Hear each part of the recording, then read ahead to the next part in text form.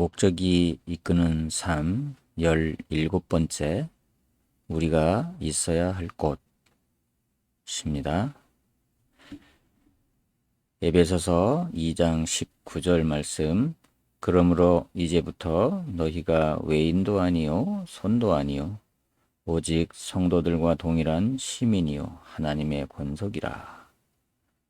디모데전서 3장 15절 말씀은 이 집은 살아계신 하나님의 교회요 진리의 기둥과 터이니라고 말씀하고 있습니다. 우리는 믿어야 할 뿐 아니라 어느 곳에 속해야 한다. 완전하고 죄가 없었던 에덴 동산과 같은 환경에서도 하나님이 사람이 혼자 사는 것이 좋지 못하니 창세기 2장 18절라고 말씀하신 것에서 볼 수 있듯이 우리는 공동체를 구성하여 가족의 구성원으로서 교제하도록 만들어졌다. 그 누구도 혼자서는 하나님의 목적을 달성할 수 없다. 성경은 외딴 곳에서 홀로 지내는 성인들 또는 믿는 사람들로부터 고립되어 교제를 하지 않는 영적인 은둔자들에 대해서는 한 번도 언급하지 않았다. 대신 성경은 우리는 함께 이 땅에 보내심을 받고 함께 생활하도록 되어 있으며 한 가족으로 지음받았고 그 구성원이며 하나님의 상속자이고 서로 어울리도록 만들어졌고 함께 하늘로 올라갈 것이라고 말한다. 우리는 더 이상 홀로 지내는 존재가 아니다. 그리스도와의 관계가 개인적이기는 하지만 하나님은 그것을 사적인 일이 되도록 계획하지는 않으셨다. 하나님의 가족 안에서 우리는 다른 믿는 사람들과 연결되어 있고 우리는 영원히 서로에게 속한다. 성경은 이렇게 말한다. 로마서 12장 5절에 이와 같이 우리 많은 사람이 그리스도 안에서 한 몸이 되어 서로 지체가 되었느니라 라고 말씀하신다.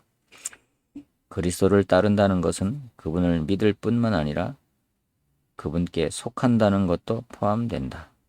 우리는 그분의 몸의 지체이다. C.S. 루이스는 멤버십이라는 단어의 뿌리는 기독교에 있는데 세상이 그 본래의 의미를 모두 퇴색시켰다고 지적했다. 상점들은 멤버들에게 할인 혜택을 주고 광고주들은 이를 이용해 메일링 리스트를 만든다. 교회에서 멤버십은 어떤 요구 조건이나 기대사항 없이 단순히 교족부에 이름을 올리고 마는 것으로 그 의미가 축소되어 버렸다. 바울에게 있어서 교회의 구성원이 되는 것은 살아있는 몸의 중요한 기관이 되는 것이었고 그리스도의 몸에 없어서는 안 되는 서로 연결되어 있는 기관이 된다는 의미였다. 우리는 멤버십의 이러한 성경적 의미를 되찾고 이를 실천해야 한다. 교회는 하나님의 몸이지 건물이 아니며 유기체이지 조직이 아닌 것이다. 몸의 기관들이 제 목적을 달성하기 위해서는 몸에 연결되어 있어야 한다. 그리스도의 몸의 일부로서 우리도 마찬가지다. 우리가 그리스도의 몸에서 특정한 역할을 수행하도록 만들어졌음에도 불구하고 살아있는 지역교회에 속하지 않으면 삶의 이 두 번째 목적을 놓치게 될 것이다. 우리는 인간관계를 통해서 우리의 역할을 발견한다. 성경은 이렇게 말한다. 각 지체가 몸 전체를 통하여 그 의미를 찾는 것이지 몸이 각 지체에서 그 의미를 찾는 것이 아니다. 우리가 말하고 있는 몸은 선택받은 이들로 구성된 그리스도의 몸이다. 우리 각자는 그 몸에서 우리가 해야 될 기능과 또 우리가 갖는 의미를 찾아야 한다. 잘린 손가락이나 발가락이 된다면 우리는 별 가치가 없지 않은가? 만일 한 기관이 몸에서 분리되었다면 그것은 무력해지거나 기능을 완전히 상실할 것이다. 그것이 홀로 존재할 수 없는 것과 같이 우리도 마찬가지다. 교회에서 공급을 받지 못하면 우리의 영적인 삶은 시들기 시작하고 결국 영적인 모습은 완전히 없어지게 될 것이다. 그렇기 때문에 영적으로 침체하기 시작하면 가장 먼저 나타나는 증상이 교회를 잘 나가지 않는 것이다. 우리가 교제를 소홀히 할 때 다른 모든 것도 무너지기 시작한다. 하나님의 가족으로서의 멤버십은 사소하거나 쉽게 간과할 수 있는 것이 아니다. 교회가 세상에 대한 하나님의 과업이기 때문이다. 예수님은 내가 교회를 세울 것이고 어둠의 권세가 그것을 정복하지 못할 것이다. 라고 마태복음 16장 18절에 말씀하셨다. 교회는 파괴될 수 없고 영원히 존재할 것이다. 우주보다도 오래 존재할 것이고 그 안에서의 우리의 역할도 마찬가지다. 나는 교회가 필요 없어 라고 말하는 사람만큼 거만하거나 무지한 사람은 없다. 예수님은 교회를 위해 십자가에서 고통받으셨고 교회는 그만큼 중요한 것이다. 에베소서 5장 25절 말씀에 그리스도는 교회를 사랑하셨고 교회를 위해 자신의 생명을 주셨다 라고 말하고 있다. 성경은 교회를 그리스도의 신부, 그리스도의 몸이라 칭했다. 나는 당신을 사랑하지만 당신의 아내는 사랑하지 않습니다. 또는 나는 당신을 받아들이지만 당신의 몸은 거절하겠습니다. 라고 말하는 것을 상상할 수가 없다. 하지만 우리는 교회를 멀리하거나 교회의 품위를 떨어뜨리거나 교회에 대해 불평을 할 때마다 이러한 태도를 취한다. 하나님은 예수님만큼 교회를 사랑하라고 우리에게 명령하신다. 성경은 이렇게 말한다. 너의 영적인 가족을 사랑하라. 라고 말이다.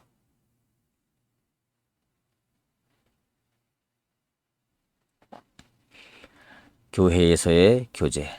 역사상 모든 믿는 사람들을 가리키는 몇몇 중요한 경우를 제외하고 신약에서 교회라는 단어가 사용되는 경우는 거의 대부분 눈에 보이는 지역 교회를 의미했다. 신약 성경은 크리스천이 지역 교회에 속하는 것을 당연한 것으로 여기고 있다.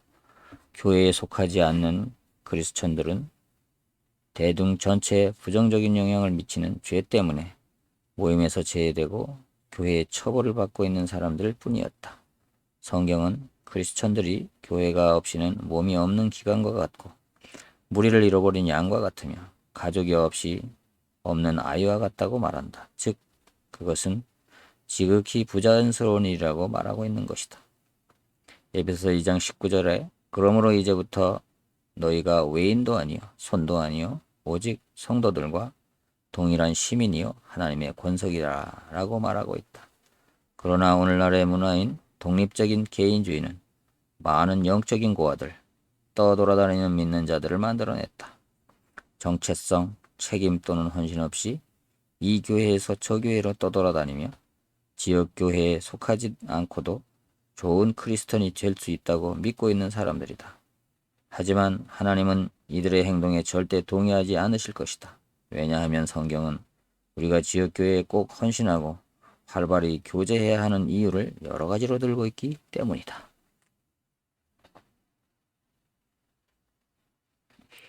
왜 교회 가족이 필요한가? 교회 가족은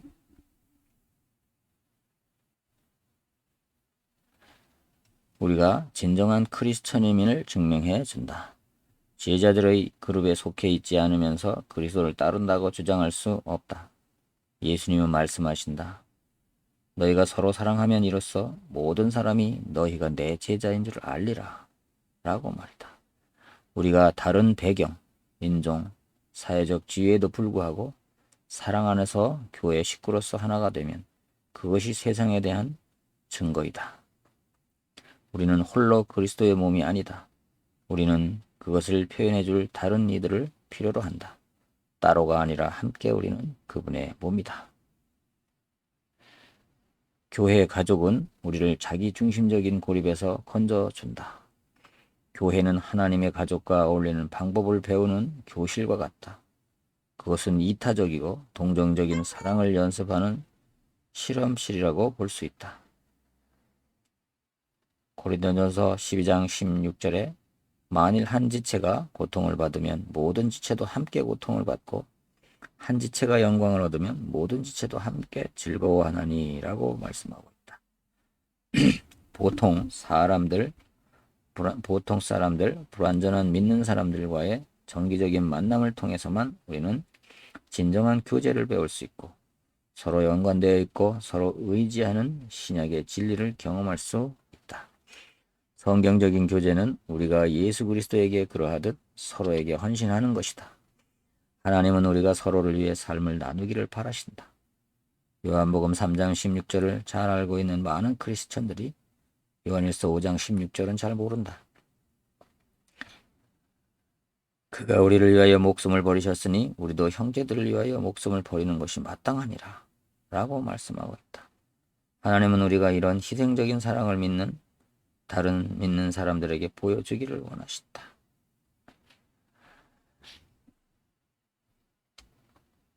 교회의 가족은 우리가 영적으로 성장하도록 도와준다.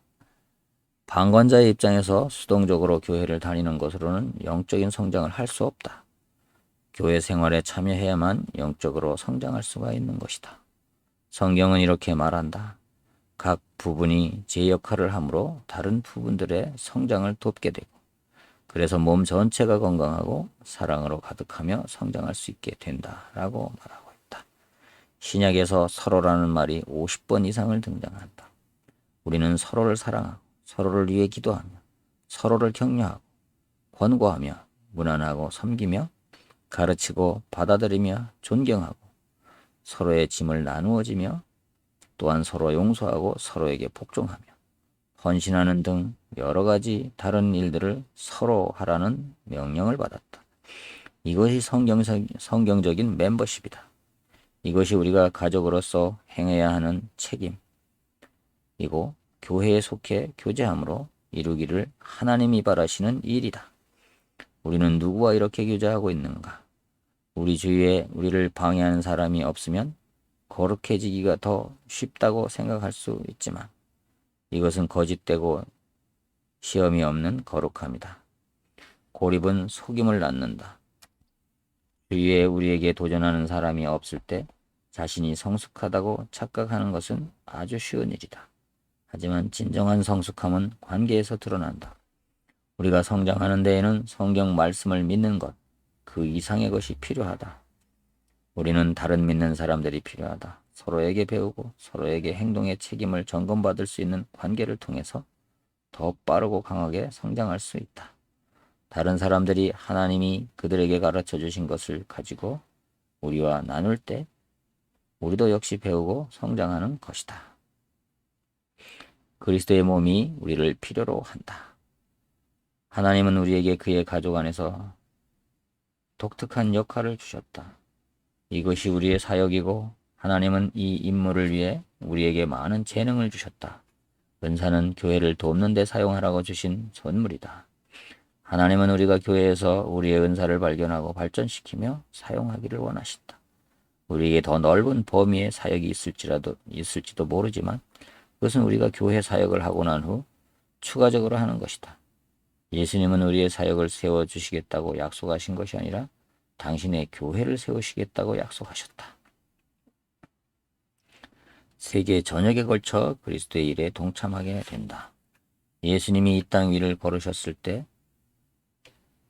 하나님은 그리스도의 육신의 몸을 통해 일하셨지만 오늘날에는 당신의 영적인 몸을 사용하신다. 교회는 하나님이 이 땅에서 사용하시는 도구다.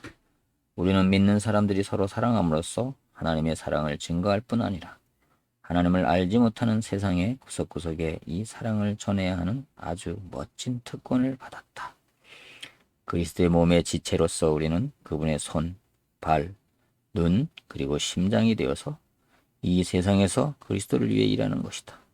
우리는 각자 이바지해야 할 부분이 있다. 바울은 우리에게 이렇게 말한다. 에베소 2장 10절에 우리는 그의 만드신 바라 그리스도 예수 안에서 선한 일을 위하여 지으심을 받은 자니 이 일은 하나님이 전에 예비하사 우리로 그 가운데서 행하게 하려 하심이니라.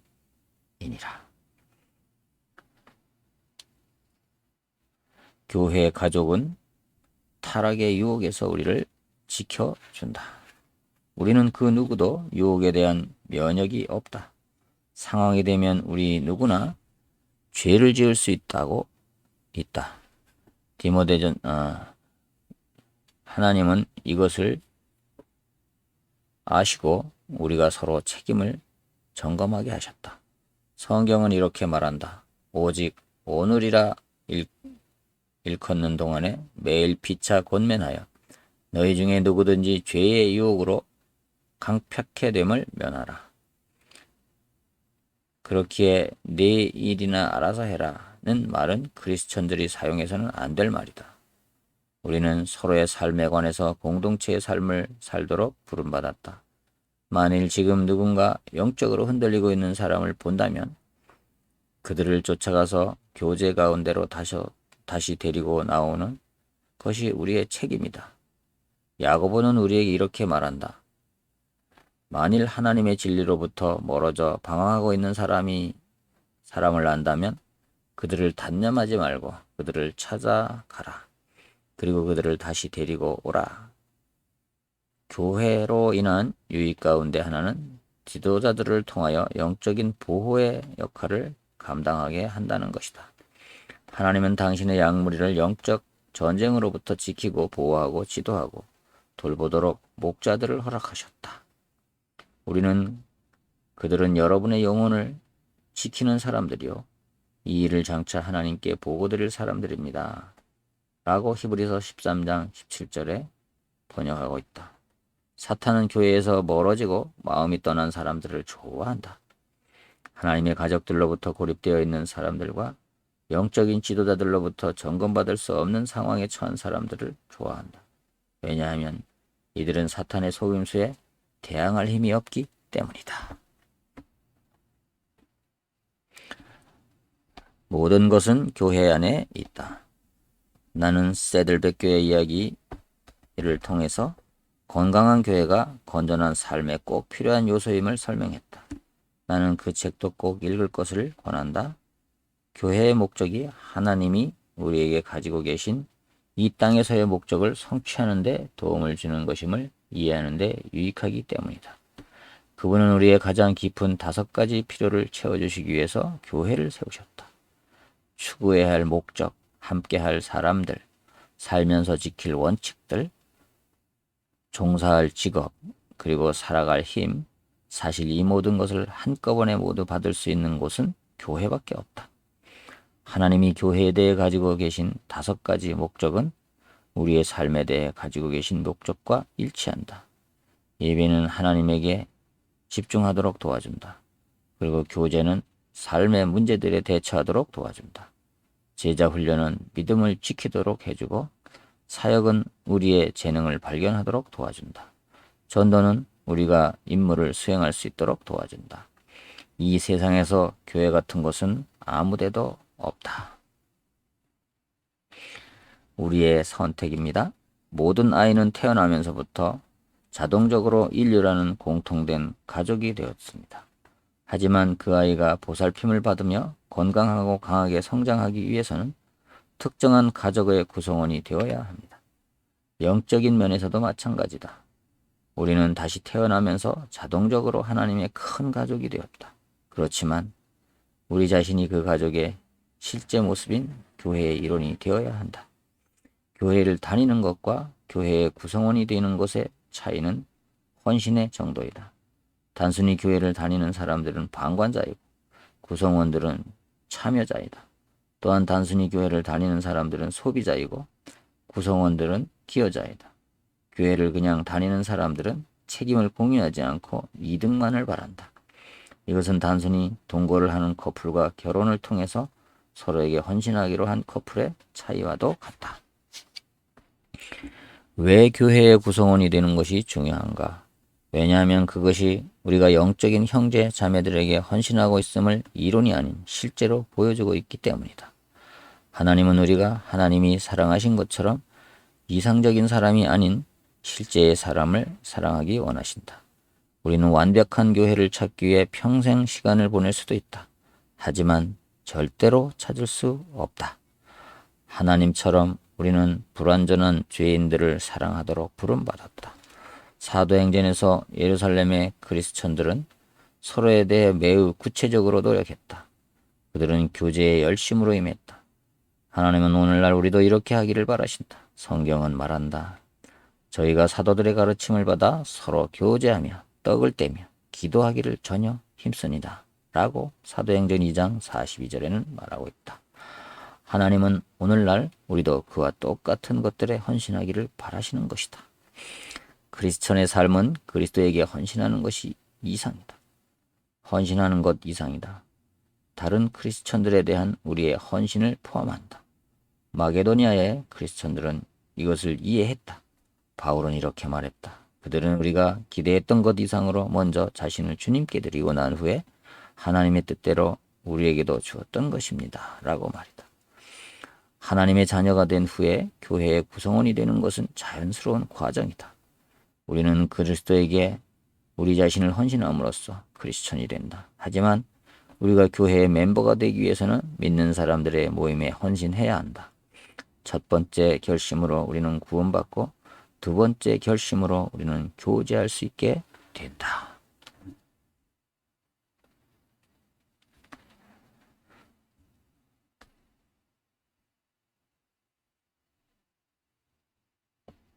나는 믿어야 할 뿐 아니라 교회에 속하도록 부름받았다는 것을 생각해 보기 바랍니다. 이 말씀은 꼭 기억할 말씀인 것 같습니다. 이와 같이 우리 많은 사람이 그리스도 안에서 한 몸이 되어 서로 지체가 되었느니라. 삶으로 떠나는 질문, 나는 하나님의 가족을 사랑하고 그들에게 헌신했다는 것을 보여줄 정도로 교회에 참여하고 있는가? 그렇습니다. 교회는 우리의 신앙을 지켜주고 또 우리가 하나님의 자녀인 것을 드러나게 하고 하나님을 사랑한다는 것, 하나님을 가족을 사랑한다는 것을 드러나게 합니다. 오늘은 17번째 목적이 이끄는 삶, 우리가 있어야 할 곳에 대해서 말씀드렸습니다. 우리가 꼭 있어야 할 곳은요, 교회입니다.